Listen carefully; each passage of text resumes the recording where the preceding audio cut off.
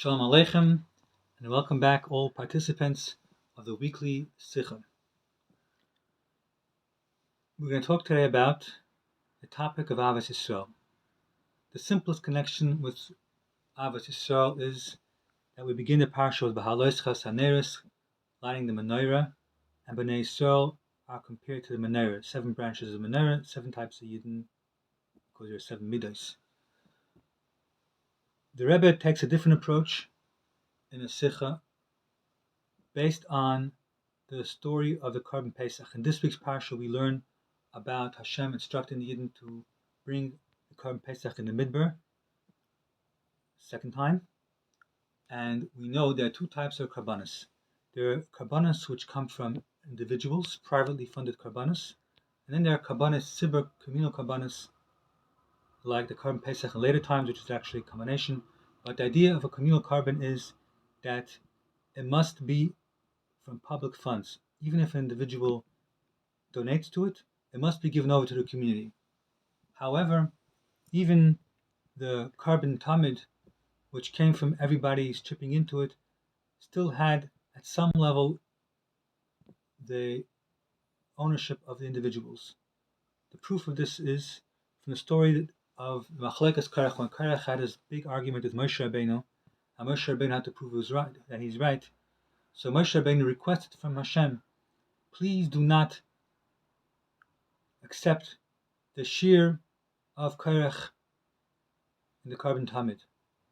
So we see from here that the shear of the individual was not totally nullified. What lesson can we learn from this regarding Ahavas Yisroel? So there are 2 ways how to view the status of a Yid within the community of Bnei Yisroel. One way is that the individual is totally nullified, and he together with all the other individuals combine and form a new Metzius, a new existence. Another way is that each individual's uniqueness is not negated. Likewise, with Ahavas Yisroel, there are different ways of approaching it. One way is every Yid is an integral member of Klal Yisrael, but we still look at the Yid as only an individual member, not as a special person.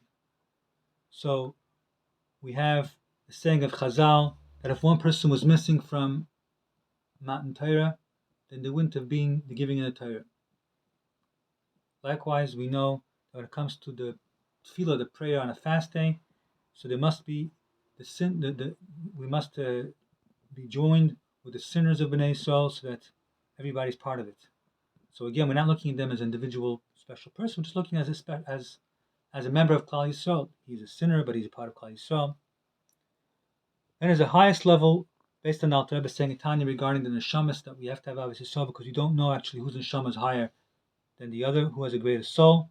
So based on that, we can understand that every Yid is loved as a single individual. We love him not only for what he contributes to Klal Yisrael, but rather he is part of the nation, part of the fabric of Am Yisrael, just like there are limbs of a body, and at some level, every single limb, even though it contributes to the body, and the limb is important to the extent that the body wouldn't be complete without that limb, nevertheless, there's a certain concept of all limbs together work in harmony to work for the body. They are members, they are parts of a single body. In the schus of loving Yidden in such a manner, in the highest level and all the other levels, you will certainly be zoichet to the Geula. At the time of the Geula, Hashem was also called a friend of the Yidden, will redeem each Yid individually, atom to look to echad echad. Every single Yid will be gathered, and all the Yidden will unite. There will be Kol Gadol Yeshuva, a great congregation. Yidden will be united with a complete Geula. We also have another Sikha where the Rebbe talks about that all the qualities of Bnei Yisrael are coming from the Etzem HaNefesh, from the essence of the neshama, and the only difference between the different individuals is that one person, one particular mila quality is standing out most, and the other qualities are more hidden. But and some people have a quality which is called like a head in comparison to other qualities. But nevertheless, at a certain sense, even the foot is a quality because which is compared in a certain sense like a head, because only the foot can get a person from point A to the feet are needed to get the person from point A to point B. So in the sense of mobility, the feet are like a head. So and this other Sikha Rebbe speaks about all the milas, the qualities that found being come from the neshama, and that's why we have all the. It's as if we have every single quality, because in the etzem neshama we have all the other qualities. And we also have an interesting point regarding Ahavas Yisroel, that through Dafka, when they're united, that's when Hashem can bench us. One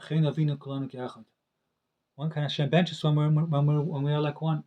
And we find that Birchas Kainim, which we spoke about last week, when the Kainim were benching the Yidden, every single Kain, every single Yid had to be aware that other Yidden are being benched. That learns us out from the fact that it says the brachas are mentioned in the singular term, Yivarechecha, Hashem v'yishmerecha, Yar Hashem. Each one is in the singular term. That means you have to kind of have in mind the individual Yid. But at the same time, the Birchas Kainim mentions the idea of plural, Emar Lehem. There is a plural. We have to have in mind that we're all being benched, and Hashem should help that we should be able to have Ahavas Yisrael to all of us. And remember, nobody's really in competition with us. Nobody can harm us. We're just here together to serve Hashem. And each have our own individual role and position in the world. Kol Tov, and have a great Shabbos. Thank you.